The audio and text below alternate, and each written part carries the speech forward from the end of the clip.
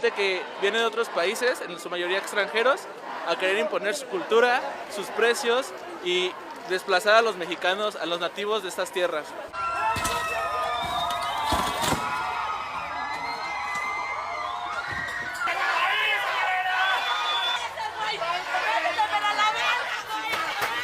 Vengo porque la gentrificación solo es un paso más a la colonización, a los despojos y a que exploten nuestros recursos.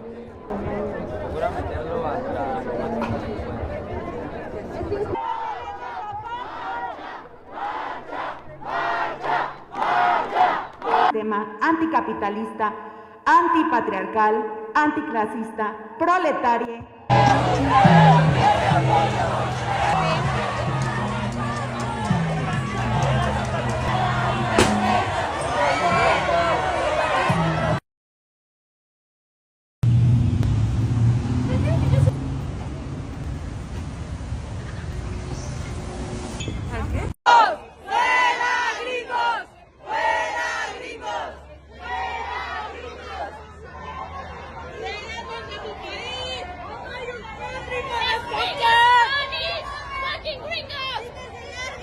Boy, oh boy, oh boy, oh boy, oh boy. So we got to talk about a fascinating story out of Mexico City, because you have protesters who have taken to the streets.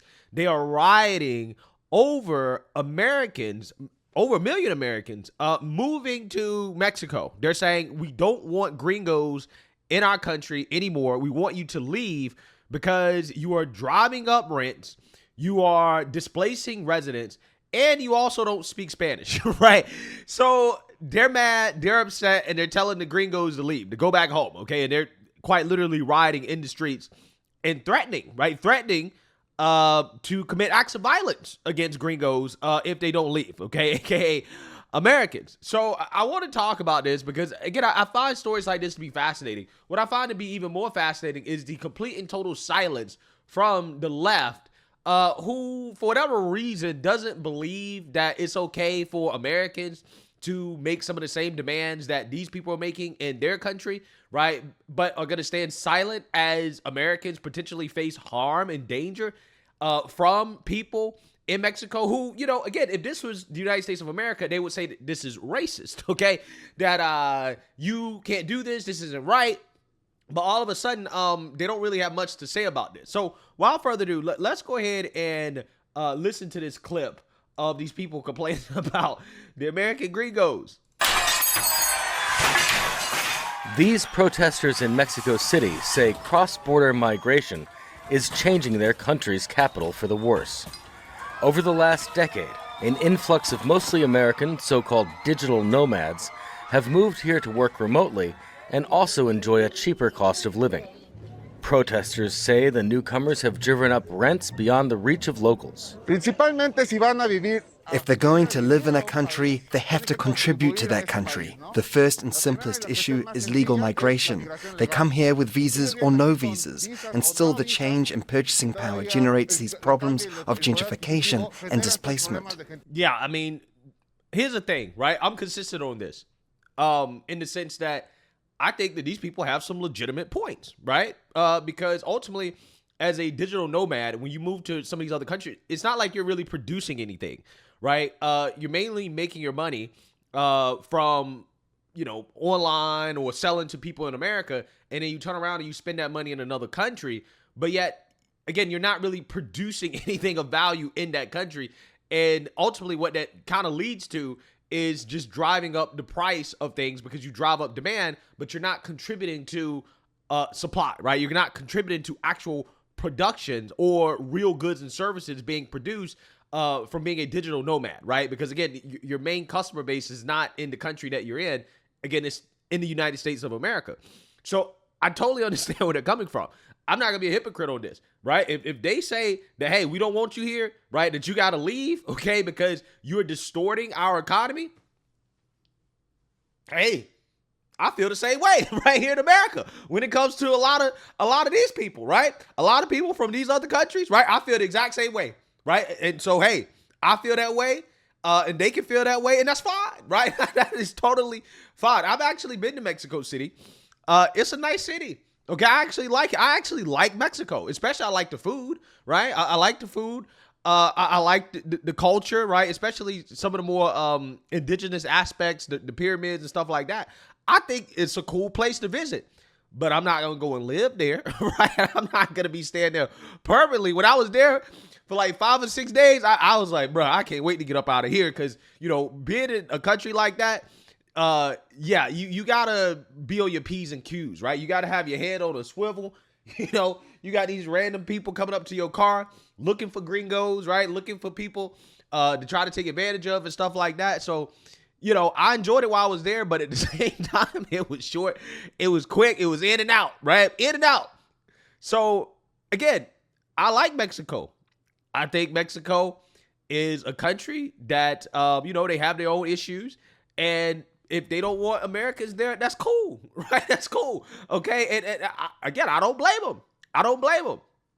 I'm just saying that the hypocrisy here, in my opinion, is the people who believe that in America, we don't have the right to make those demands when it comes to foreigners coming into our country. Like, for example, to demand that they learn English, right? Or, you know, also not work under the table, which brings down the wages for American workers in the labor market that come in and that they demand housing, which drives up the cost of housing as well too. So yeah, we got some of the same issues in our country when it comes to foreigners. And yeah, I'm one of these people that's like, hey, you gotta go, right? You gotta go. Okay, so I would be a hypocrite to say that these people are wrong for telling these Americans that they gotta go. Okay, and if I was one of these Americans, if you had people who felt like this in Mexico, okay, and they're basically threatening acts of violence. And again, in a country like Mexico where law and order is, you know, hey, it's neither here nor there, right? Depending on where you at, right? I would seriously think about leaving, right? I would seriously think about moving on, right? Maybe going to another country or something like that, or just coming back to America. So, you know, hey, it is what it is. I'm just wondering where these leftists, these leftists should be saying that no, this is racist, this is bigotry, borders don't exist, right? That the land is stolen, they can't tell people where they can and can't live. These undocumented citizens, right? Because that's what they call the illegals here in the United States of America, right? These undocumented citizens in Mexico City, they're just looking for a better life, a better quality of life. They just want more affordable housing. That's what they want. They contribute to the economy. They pay sales tax. They pay taxes. You can't kick these people out. They contribute. They're running away. You didn't hear America is now under the control of a fascist dictator, Donald Trump, right? He's Hitler. He's America's Hitler. They're escaping fascism, right? Where are all these people at? Where are all these people at? That's my question, right? This to me looks like racism, bigotry, xenophobia. But now I guess it's okay because they're probably talking about a lot of white folks, right? A lot of white people who have moved to Mexico. I guess it's okay to treat white people like that, right? When they're foreigners in somebody else's land, right? I guess that's okay. And in this situation in Mexico, a lot of these people are probably there legally, right? Or, you know, visas or whatever. Some of them are probably there illegally, but I'm just saying that in America, you know, we can't tell illegals to go home, right? We can't do that, right? That's racism, hate, and bigotry. We can't tell them that they need to learn English, right? That they need to assimilate if they're going to be here, right? If you're going to stay in America, that you got to adapt to American culture. But again, in Mexico, totally fine, right? It's totally fine for them to tell Americans that if you don't assimilate, okay, if you don't learn Spanish, if you're going to drive up prices, if you're not going to contribute to anything, then you need to leave, right? Because you're gentrifying our city too much, okay? You're driving out the locals, okay? And that's why you got to go. It's not worth it. We don't want your money. Hey, you know, I mean, I'm just saying the leftists should be speaking out against it. They should be saying that this is wrong. And furthermore, these protesters in Mexico City, they also should be protesting just as hard for their people to stay in Mexico, right? Not to come to the United States illegally, right?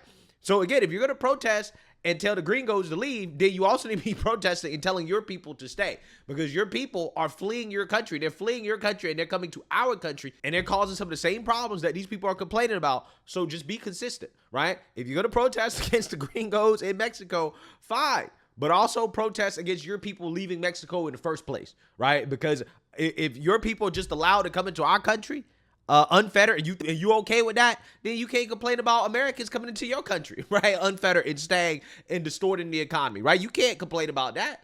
So again, just show some consistency, right? Show some consistency. That's all I'm asking for.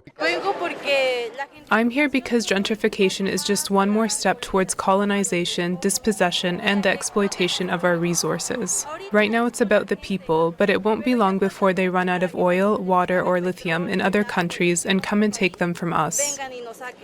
Many Americans in Mexico are able to still receive high salaries in dollars from U.S. companies by working on laptops from their apartments. The government is directing its public policies towards people with higher purchasing power, often illegally displacing local populations who have lived in these neighborhoods for 40, 50, and we have even documented cases of up to 60 years. In 5 years, rents have increased by 47%. This is violent for the local population. We are debating whether to pay for electricity, water, or food. Of course, we choose to eat. Some activists blame Mexico's government for encouraging them. However, there's no simple fix. Imposing tougher visa restrictions on Americans could worsen relations with the U.S. Mexican citizens in the U.S. also send billions of dollars in remittances back to their families in Mexico. In a world where travel and communication are faster and easier than ever, these two nations are finding it harder to have neighborly relations. Wilson Dysart, Al Jazeera. Hey, it is what it is. I just wish that there was some consistency from the left on this issue, because over here in the United States of America, right across the border, they're protesting for the illegals, a lot of whom Mexicans, to be able to stay in the United States. In fact, on July 4th, on Independence Day, these people spent America's birthday protesting ICE in downtown Los Angeles. Hundreds taking to the streets of downtown LA in protest on this Independence Day.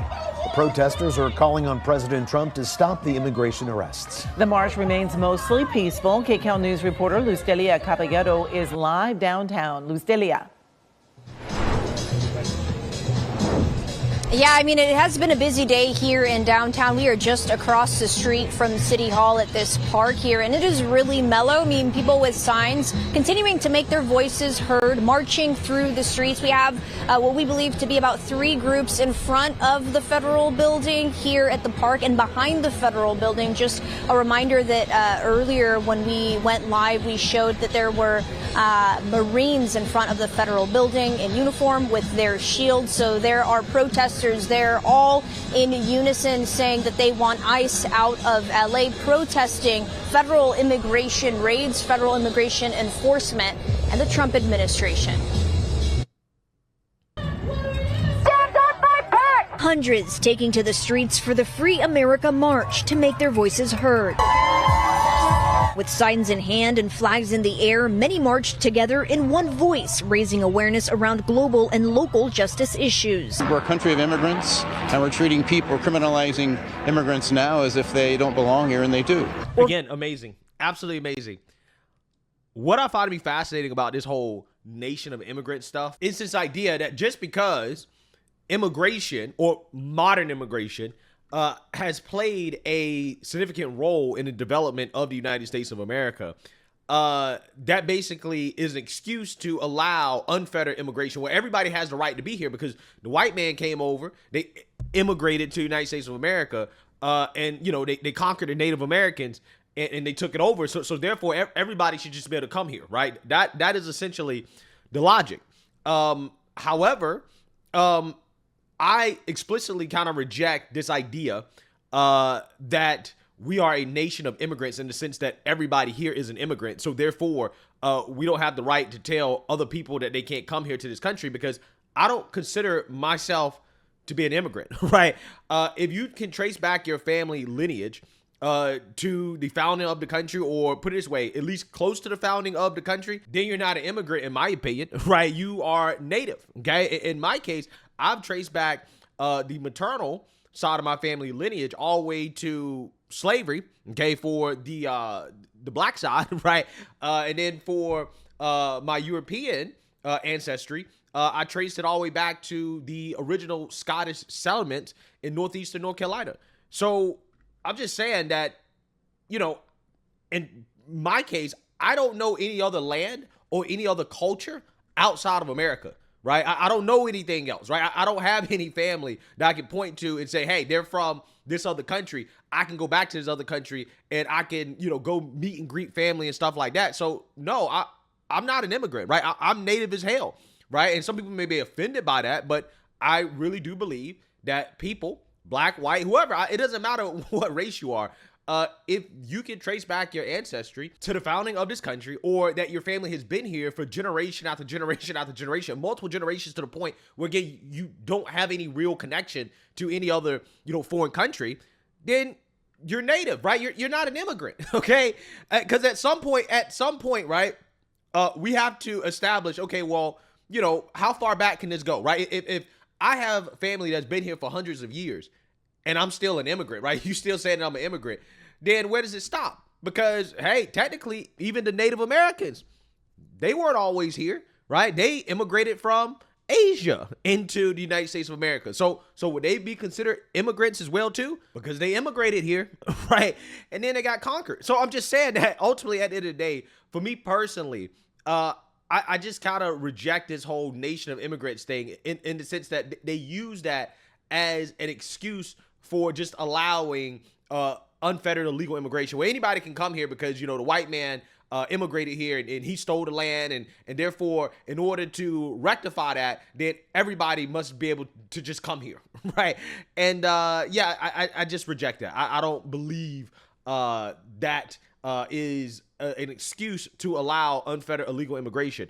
At some point, we have to have law and order, okay, and a regulated process when it comes to who's allowed to come into the country, right? And I don't see what's so controversial about that, but apparently, again, these people find it to be controversial. Organizers say July 4th felt like the right time to reflect on what freedom means today.